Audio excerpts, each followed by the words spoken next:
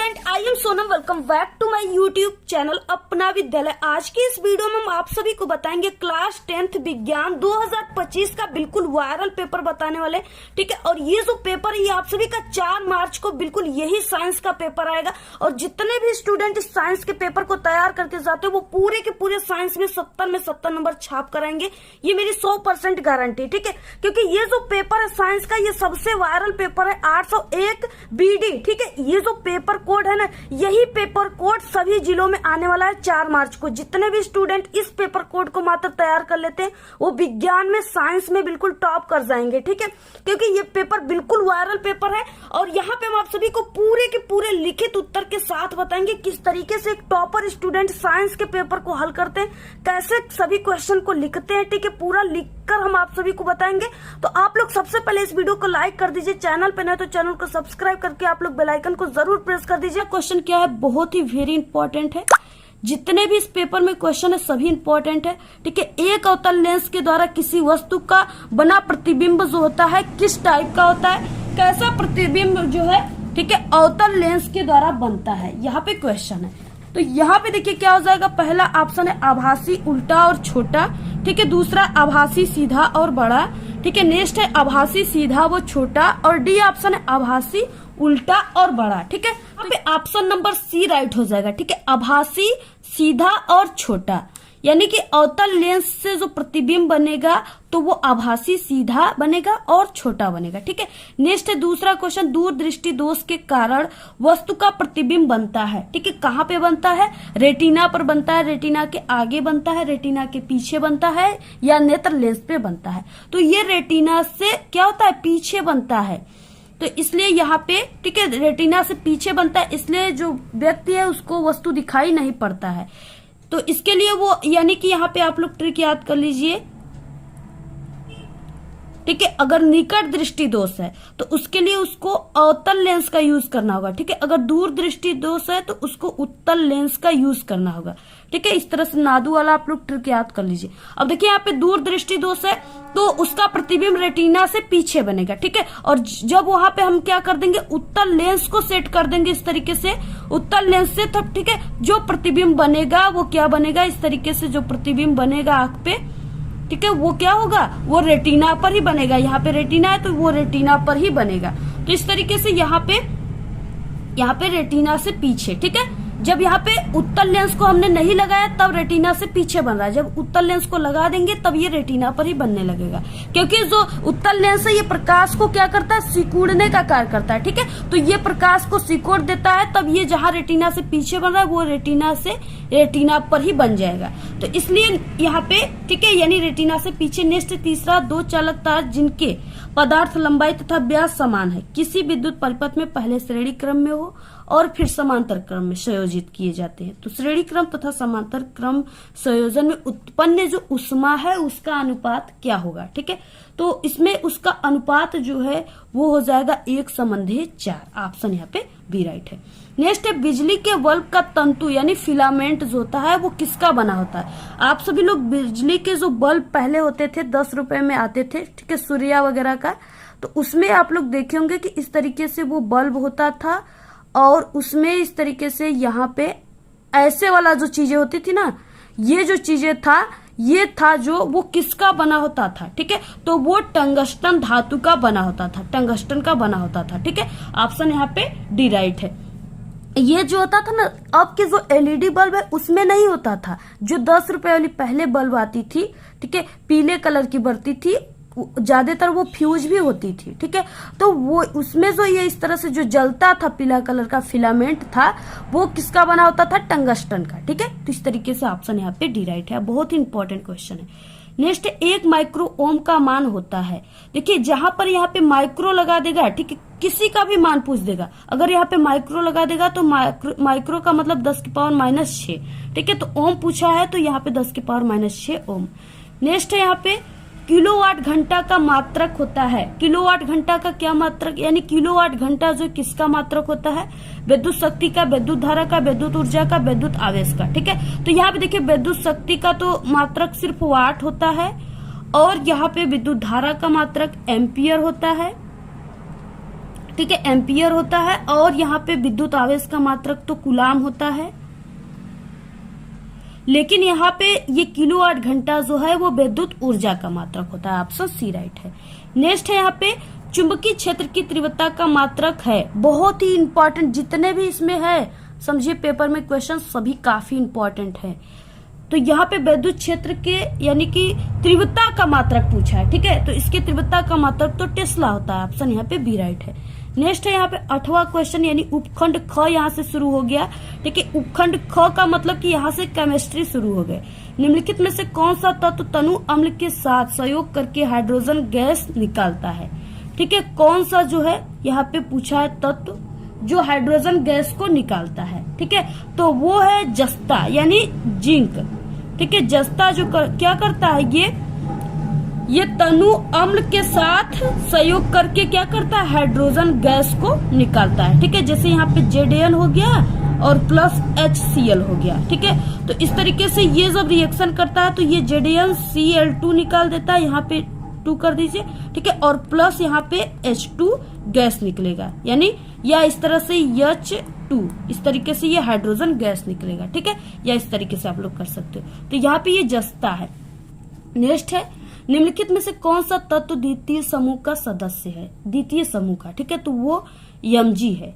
Option यहाँ पे B right है। नेक्स्ट है यहाँ पे संतृप्त हाइड्रोकार्बन में नहीं होता है, काफी इंपॉर्टेंट ये भी क्वेश्चन है, ठीक है। तो जो संतृप्त, देखिए संतृप्त अगर आ गया तो संतृप्त हाइड्रोकार्बन में जो होता है वो डबल बांड या ट्रिपल बांड नहीं होते हैं, ठीक है। संतृप्त हाइड्रोकार्बन में सिर्फ सिंगल बांड यानी एकल बांड पाए जाते हैं। तो यहाँ पे संतृप्त हाइड्रोकार्बन में क्या नहीं होता है, यहाँ पे, ठीक है, डबल सी कार्बन और कार्बन के बीच डबल बांड नहीं पाए जाते। ऑप्शन डी राइट है। नेक्स्ट है 11 अधातु है, ठीक है, इसमें क्या अधातु है, यहाँ पे पोटेशियम है, ठीक है, यहाँ पे फ्लोरीन है, एल्यूमिनियम है या सोडियम है। तो अधातु पूछा है, तो यहाँ पे अधातु जो है वो इस तरीके से, ये जो यफ है ये हैलोजन वर्ग की है तत्व, ठीक है, इसलिए ये अधातु है। 12 क्वेश्चन है सोडियम कार्बोनेट का जली विलयन होता है, ठीक है। सोडियम कार्बोनेट का जली विलयन जो होता है वो क्षारीय होता है। ऑप्शन यहाँ पे सी राइट है। नेक्स्ट है निम्नलिखित में से कौन सी धातु ठंडे जल से हाइड्रोजन गैस निकालती है, ठीक है, तो कौन सी धातु निकालती है, तो वो पोटेशियम निकालती है, ठीक है, के, तो पोटेशियम निकालती है। नेक्स्ट है यहाँ से आ गया उपखंड ग, इसका मतलब यहाँ से जीव विज्ञान शुरू हो गया, ठीक है। देखिए नेक्स्ट है यहाँ पे 14 क्वेश्चन है मुकुलन यानी बॉन्डिंग पाया जाता है, ठीक है। मुकुलन जो है वो किस में पाया जाता है, काफी इंपॉर्टेंट क्वेश्चन है, वो हाइड्रा में पाया जाता है, ठीक है। इस तरह से हाइड्रा होता है तो उसमें ये मुकुलन पाए जाते हैं। 15 क्वेश्चन है निम्नलिखित में से कौन सा मानव में मादा जनन तंत्र का भाग नहीं है, इसमें से कौन सा जो है मादा जनन तंत्र का भाग नहीं, ठीक है, यानी जो मादा में नहीं पाया जाता है। तो देखिए अंडाशय मादा में पाए जाते हैं, गर्भाशय पाए जाते हैं और डिंब वाहिनी नलिकाएं भी पाई जाती है, लेकिन ये शुक्रवाहिका जो है ये नर में पाए जाते हैं, ठीक है, ये मादा में नहीं पाए जाते हैं। तो ऑप्शन सी राइट है। नेक्स्ट है स्वपोषी पोषण के लिए आवश्यक है, ठीक है, स्वपोषी पोषण के लिए देखिए यानी स्वपोषी का मतलब जो अपने भोजन स्वयं बनाते हैं, जैसे पेड़ पौधे हैं तो ये सूर्य के प्रकाश में और इनकी पत्तियां क्लोरोफिल यानी प्रढ़ीम के कारण वो हरे दिखाई देती, उसके कारण, और हम सभी लोगों से ये कार्बन डाइऑक्साइड लेती, धरती से जल लेता है, ठीक है, और सूर्य का प्रकाश लेता है, सभी चीजों को लेकर तभी जो पौधे होते हैं वो अपने भोजन को बनाते हैं, ठीक है, यानी उपयुक्त में से सभी। नेक्स्ट 17 मनुष्य में प्रमुख उत्सर्जी अंग है, उत्सर्जी अंग पूछा है, ठीक है, तो यहाँ पे बिक जो है वो उत्सर्जी अंग है। ऑप्शन डी राइट है। पीत रस का श्रवण होता है, ठीक है, यानी पीत रस का स्राव कहाँ से होता है, किसमें से होता है, तो वो यकृत से होता है। ऑप्शन यहाँ पे बी राइट है। बहुत ही इंपॉर्टेंट क्वेश्चन है। 19 से परिवार नियोजन की स्थायी विधि है, ठीक है, परिवार नियोजन की यानी स्थायी और अस्थायी 2 विधियां होती है। तो देखिए गर्भ निरोधक गोलियां, ठीक है, निरोध का प्रयोग, और यहाँ पे वेसेक्टोमी या गर्भ समापन यानी गर्भपात, ठीक है, तो यहाँ पे वो वेसेक्टोमी, ठीक है, वेसेक्टोमी। ऑप्शन यहाँ पे सी राइट है। नेक्स्ट है 20 क्वेश्चन मनुष्य में स्पाइनल तंत्रिकाओं होती है, जो स्पाइनल तंत्रिकाएं होती है वो उसकी कितनी जोड़ी होती है, तो 31 जोड़ी होती है। ऑप्शन यहाँ पे ए राइट है।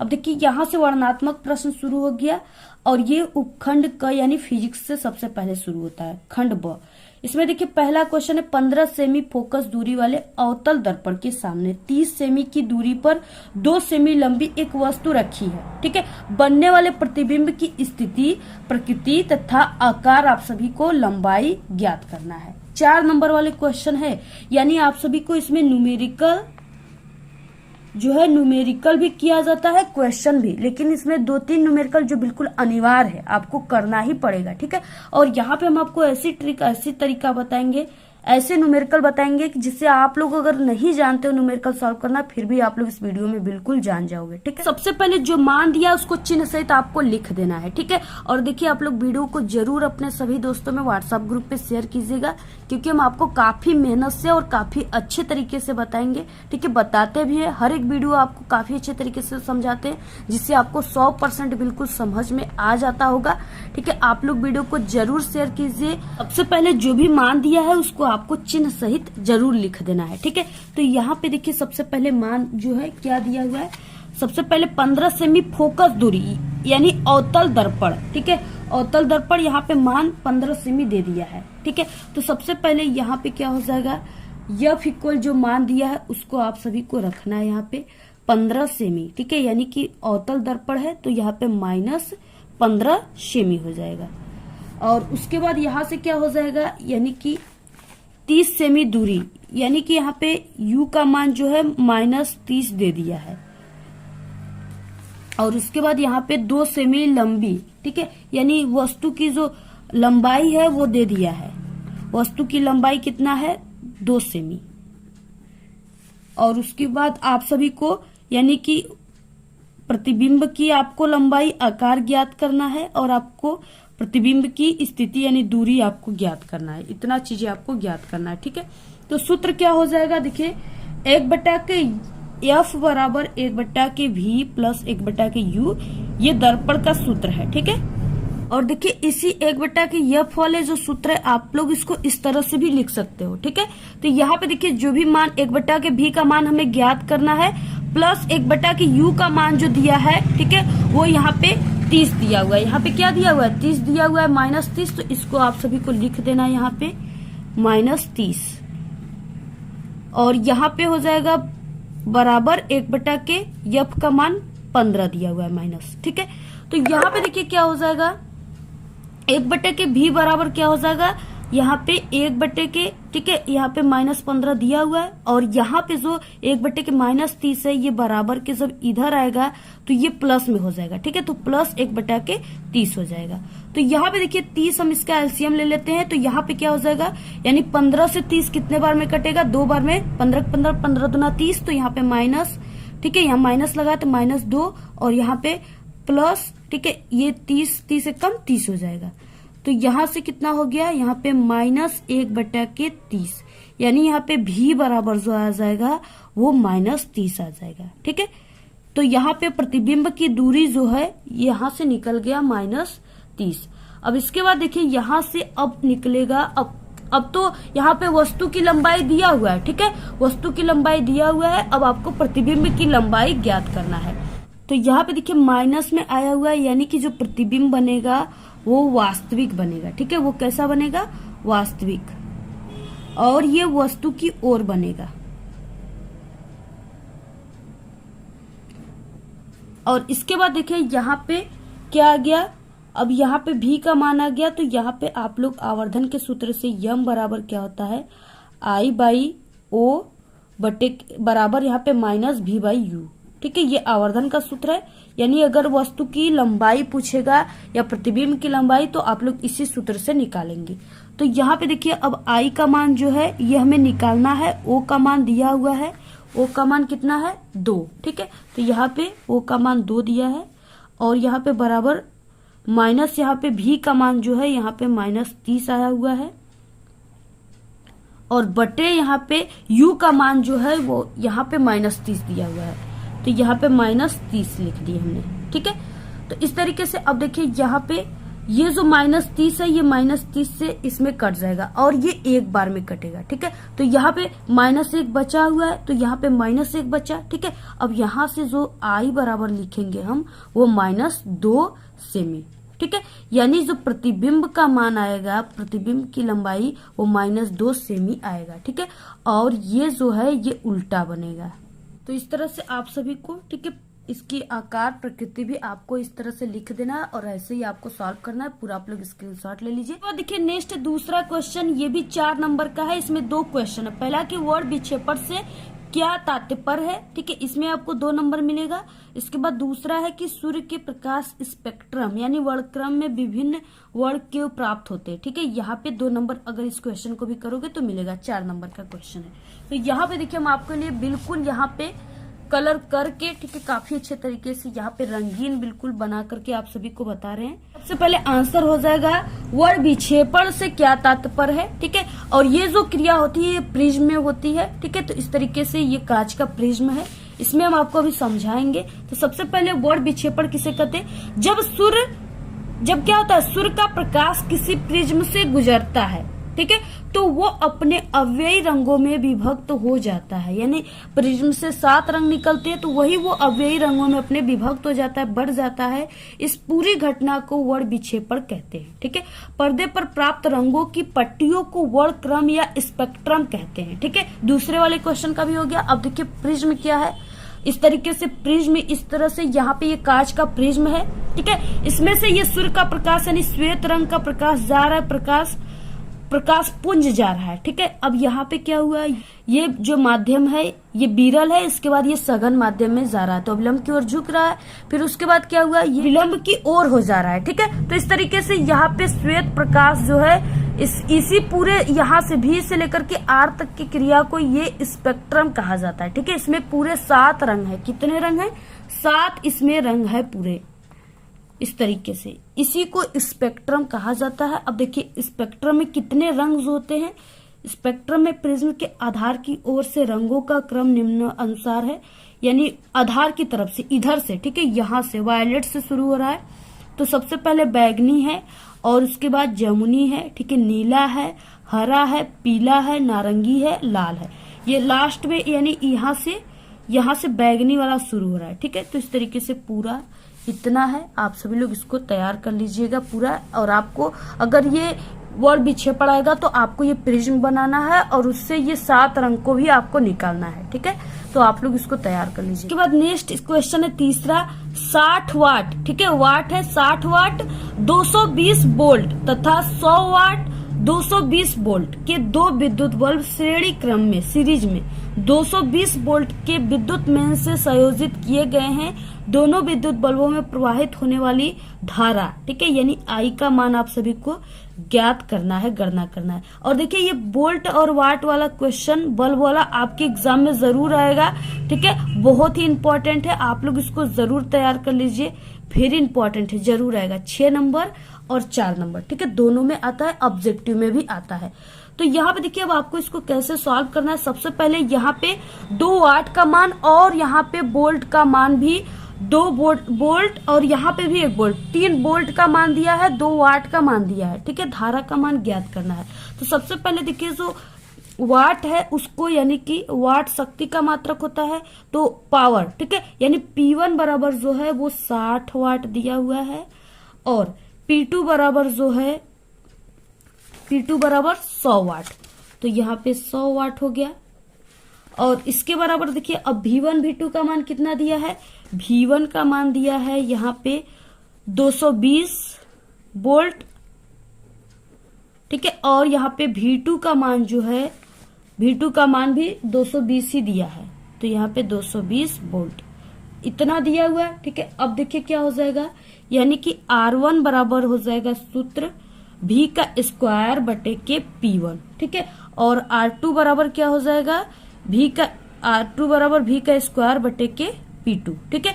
P1 की जगह P1 का मान रखना है, P2 की जगह P2 का मान रखना है, ठीक है, और V का स्क्वायर की जगह जो मान दिया है P1 P2 में वही आपको रखना है। इसके P1 P2 के साथ जो वोल्ट दिया है उसी को रखना है, ठीक है। तो यहाँ पे देखिए सबसे पहले R1 इक्वल जो मान है V का स्क्वायर यानी कि 220 का आपको स्क्वायर करना है, तो इसका 220 का स्क्वायर बटे P1 का मान जो है वो 60 दिया है, तो 60 आप लोग रख दीजिए, ठीक है। और इसके बाद R2 के बराबर इसमें भी 220 ही दिया है वोल्ट, तो इसको 220 का स्क्वायर बटे R2 का मान 100 हो जाएगा। अब देखिए आपको इसको सॉल्व करना है। आप लोग सबसे पहले R का मान ही निकाल सकते हो या R2 का मान, ठीक है। इस तरह से आप लोग इसको साथ में निकाल सकते हो या पहले R1 या R2 का मान ऐसे निकाल सकते हो। तो यहाँ पे देखिए स्क्वायर का मतलब कि यहाँ पे 200, ठीक है, 20 इंटू 220। अब जब हम इसका 220 यानी 22 का 22 में सबसे पहले पहाड़ा पढ़ दीजिए, फिर उसके बाद जो जीरो है उसको ऐड कर दीजिए, ठीक है। तो ये 484 आ जाएगा। उसके बाद जीरो कितना, एक जीरो यहाँ पे और एक जीरो यहाँ पे, 2 जीरो है तो इसमें 2 जीरो ऐड कर दीजिए, ठीक है। तो इतना आ जाएगा और बटे के यहाँ पे 60, तो इसका 6 से यानी एक जीरो से ये जीरो कट जाएगा, ठीक है। बाकी यहाँ पे क्या बचा, R1 बराबर 484 और एक जीरो और 6 बचा, ठीक है।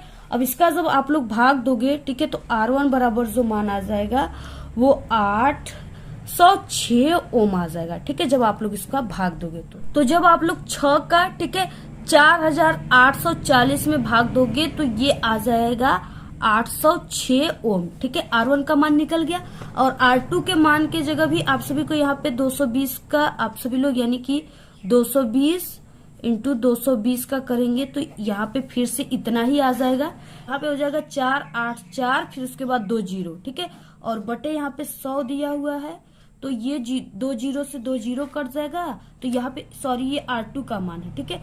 अब R2 बराबर कितना आ जाएगा, यहाँ पे सिर्फ इतना हो जाएगा 484 ओम, ठीक है। दोनों यहाँ पे R2 और R1 का मान यहाँ पे निकल गया, ये R1 का मान है।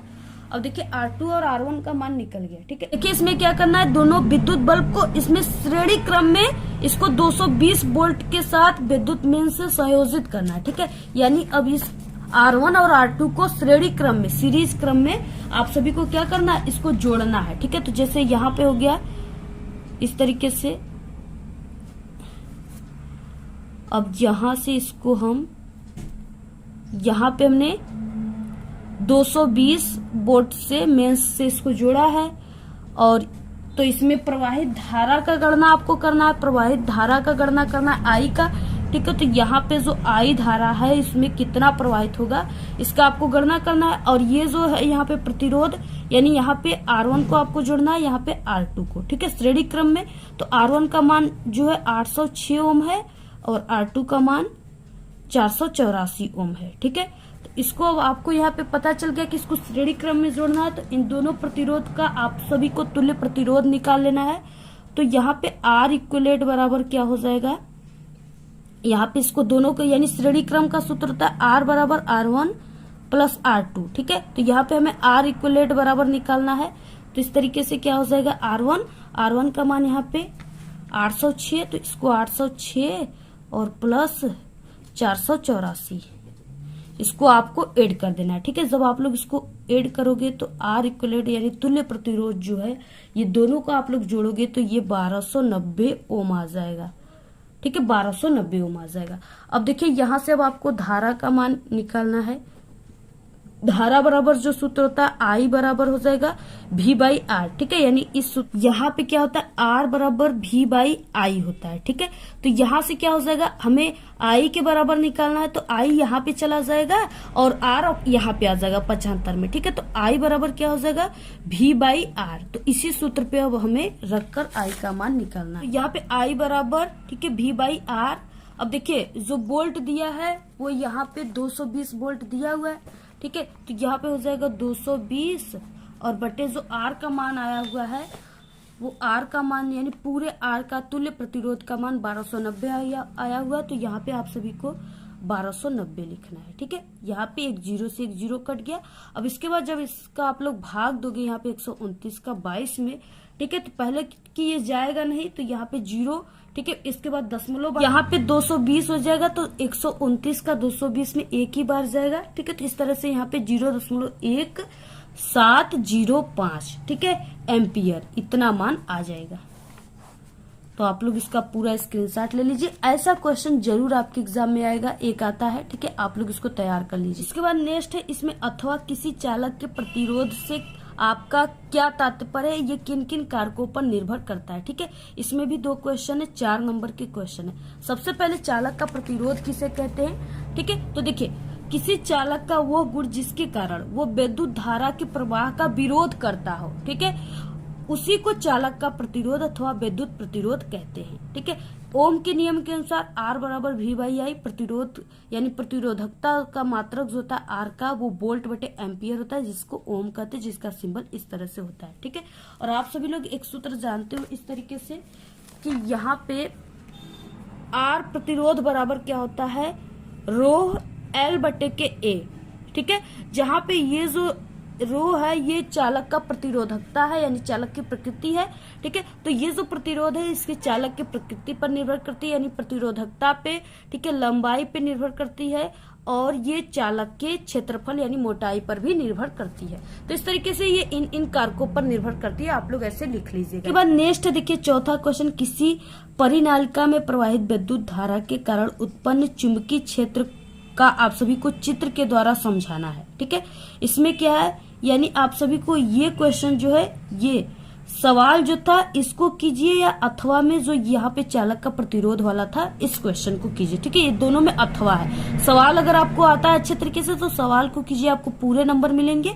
बाकी आपको ये वाला करोगे तो इसपे 1-2 नंबर आपके कट भी सकते हैं, यानी 1 नंबर कट सकते हैं, वो भी नहीं कटेंगे। ठीक है, साइंस में नहीं कटते हैं। इसके बाद चौथा में दिया है, किसी परिनालिका में प्रवाहित विद्युत धारा के कारण उत्पन्न चुंबकीय क्षेत्र को आपको चित्र के द्वारा समझाना है। ठीक है, आपको चित्र के द्वारा समझाना है, तो इसका आंसर आप सभी को हमारे चैनल का जो विज्ञान का प्लेलिस्ट है क्लास 10 का, उसमें आप लोग इसका आंसर ढूंढ लीजिएगा, आपको मिल जाएगा वहां पे। ठीक है, वीडियो काफी लंबी हो जाएगी, इसलिए हमारे स्मार्टफोन जो है मोबाइल, उसमें ज्यादा स्पेस नहीं है। ठीक है, और ये वीडियो भी काफी लंबी बन जाएगी, इसलिए हम इसका उत्तर यहाँ पे नहीं बताएंगे। बाकी अथवा है, यानी इसको कीजिए। अथवा है R1, R2 तथा R3 3 प्रतिरोधों को पाठ्यक्रम में जोड़ा गया। ठीक है, संयोजन के तुल्य प्रतिरोध का आपको व्यंजक सभी को इसको क्या करना है, व्युत्पन्न करना है, यानी ये कैसे आएगा इसका व्यंजक आपको व्युत्पन्न करना है। ठीक है, ज्ञात करना है।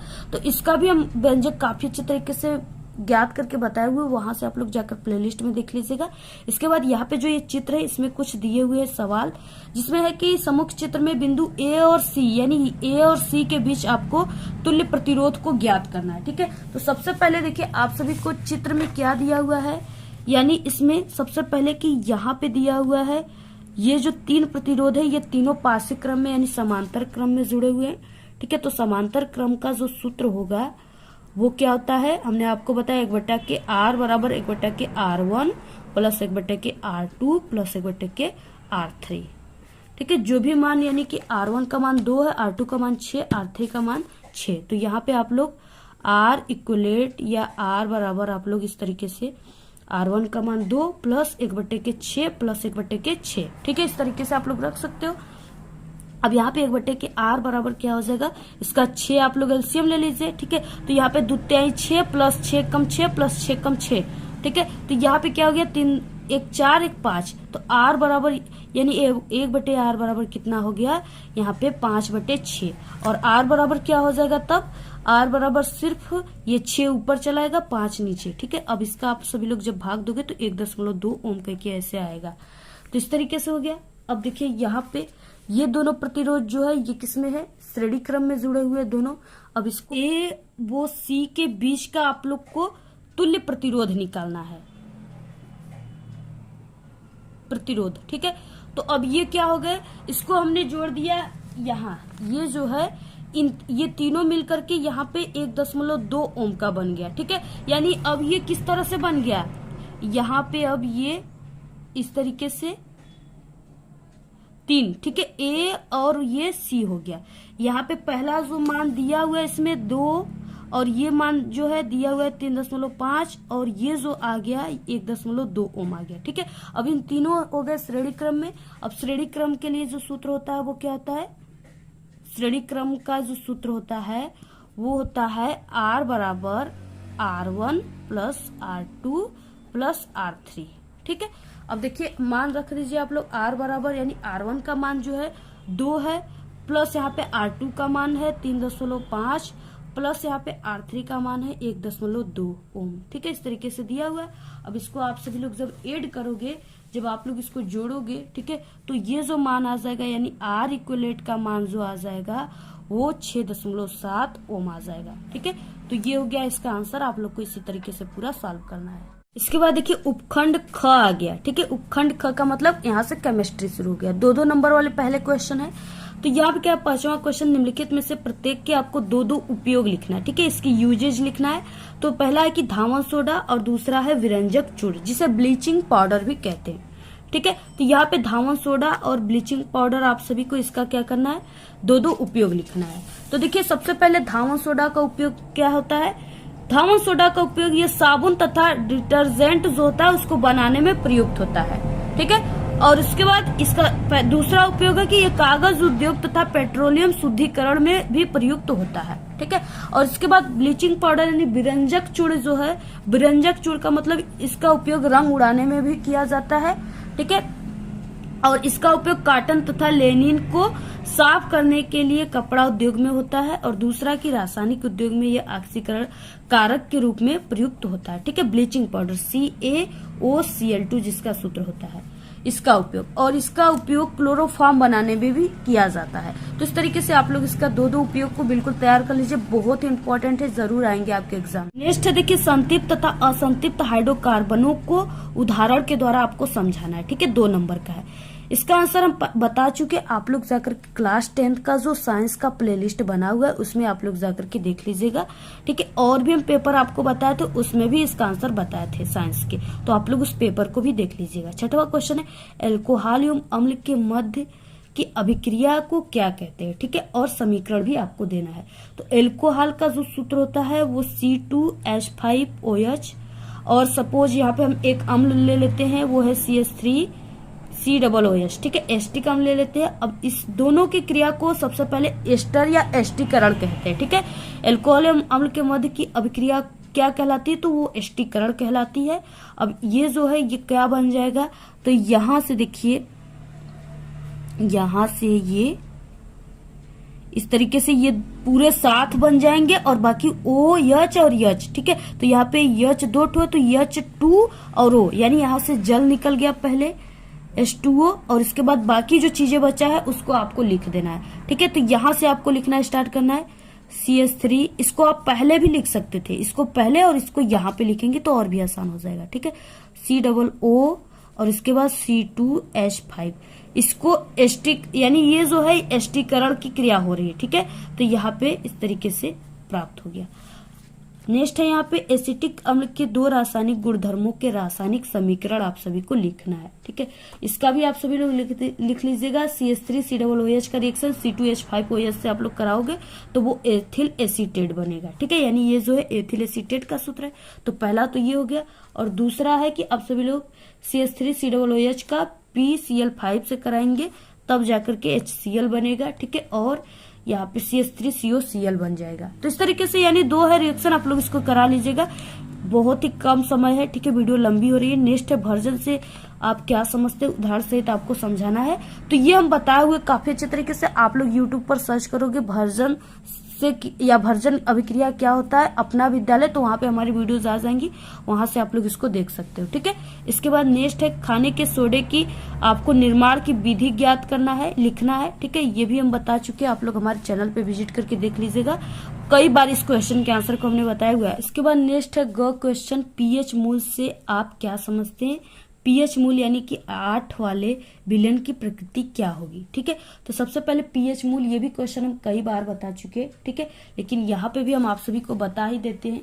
किसी विलयन का पीएच मान 10 की ऋणात्मक घात की वो संख्या जो उस विलयन के हाइड्रोजन आयन यानी H+, ठीक है, सांद्रण को यानी कि मोल लीटर इनवर्स 1 में प्रदर्शित करती है, उसी को पीएच कहते हैं। ठीक है, और पीएच का जो सूत्र होता है pH = -log 10 H+।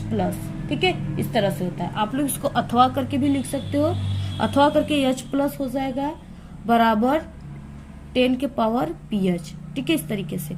और यहाँ पे पीएच मूल 8 वाले विलयन की प्रकृति जो होगी वो क्षारी होगी। ठीक है, आप लोग इसको पूरा नोट कर लीजिए। नेक्स्ट है यहाँ पे इसके अथवा यानी इनको कीजिए 7 के, ये तीनों क्वेश्चन को कीजिए या इसको कीजिए।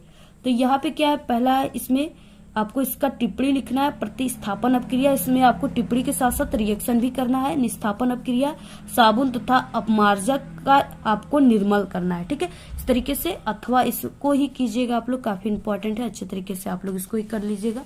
इसके बाद उपखंड यहाँ पे ग आता है। इसमें क्या है, 8वां क्वेश्चन है, पौधे में जल का परिवहन किसके द्वारा होता है, इसकी क्रियाविधि को समझाना है। ठीक है, जल का परिवहन किसके द्वारा होता है, इसकी क्रियाविधि को समझाना है। 3 नंबर का है। 1 नंबर आपको परिवहन से होगा यानी जाइलम के द्वारा होता है, बाकी 3 नंबर आपको क्रियाविधि पर मिलेगा। नेक्स्ट अथवा, इसको कीजिए अथवा। कायिक प्रवर्धन किसे कहते हैं, इसकी विधियों का उदाहरण सहित आपको वर्णन करना है। ठीक है, ये भी 4 नंबर का है। कायिक प्रवर्धन का मतलब कि जैसे कोई भी पेड़ है उसके किसी भी टहनियों को काट करके, डंठे को काट करके, ठीक है, उससे नए पौधे को बनाना ही कायिक प्रवर्धन कहलाता है। आपको इसके बारे में अच्छे तरीके से लिखना है। तंत्रिका तंत्र को आपको परिभाषित करना है। एक तंत्रिका कोशिकाओं का आपको नामांकित चित्र बनाना है। ठीक है, 1 नंबर आपको परिभाषा पे और 3 नंबर आपको चित्र बना के उसके बारे में लिखोगे तो मिलेगा। 4 नंबर का क्वेश्चन है। नेक्स्ट है वेरी वेरी इंपॉर्टेंट जो है जीव विज्ञान का सबसे इंपॉर्टेंट क्वेश्चन, वह परिवार नियोजन की विभिन्न विधियों का वर्णन कीजिए। ठीक है, काफी इंपॉर्टेंट है। इसके बाद 11 क्वेश्चन है, पादप हार्मोन क्या है, किन्हीं 3 पादप हार्मोनों के नाम लिखिए तथा उनके कार्यों का भी वर्णन कीजिए। ये 6 नंबर का। ठीक है, इसमें 3 क्वेश्चन है, 3 क्वेश्चन इसलिए ये 6 नंबर के। अथवा है, मानव पाचन तंत्र का आपको नामांकित चित्र बनाना है। ठीक है, और पाचन क्रिया का भी आपको वर्णन करना है। विभिन्न पाचन क्रिया के भाग जो है उसका वर्णन करना है। ठीक है, ये 6 नंबर का है।